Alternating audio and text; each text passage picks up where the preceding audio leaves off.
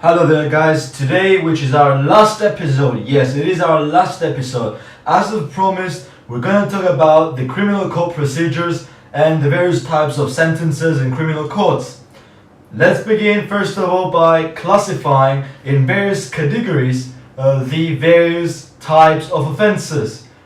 We have three categories of offenses. We've got the summary offenses, we've got the either way offenses, and we've got the indictable offenses. Summary offenses are quite of minor offenses such as assault or a battery, and they can be tried by the magistrate's court only. The either way offenses, such as theft for example, they can be tried either by the magistrate's court or by the crown court. And the indictable offenses, which are quite of more serious offenses such as a homicide or murder, they are, as I've said, serious offenses and they can only be tried by the Crown Court.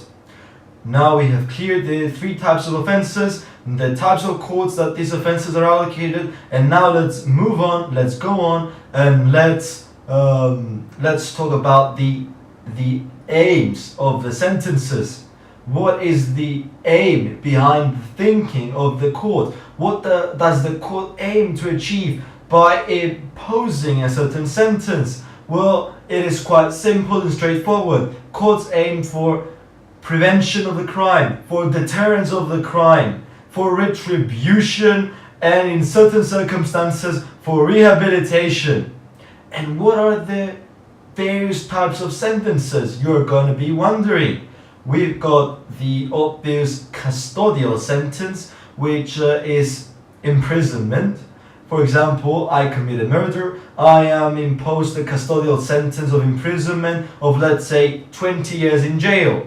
We also have financial sentences. Let's say I commit, let's say, an assault, and I'm imposed a certain financial sentence. There are also community sentences. What exactly are community sentences? Well, community sentences are sentences that are going to contribute to the community. For example, you can undertake unpaid community work. Or, let's say, it can be something completely different. There may be an imposition of, let's say, you're not going to be allowed to be in certain areas of your community, or it may even take the form of a curfew. You may not be allowed to exit your house during certain hours. So these are community sentences. We talked about financial sentences and custodial sentences, and there is also the case of discharge. What is discharge?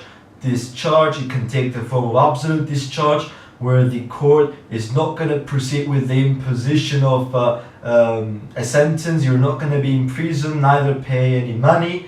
But if let's say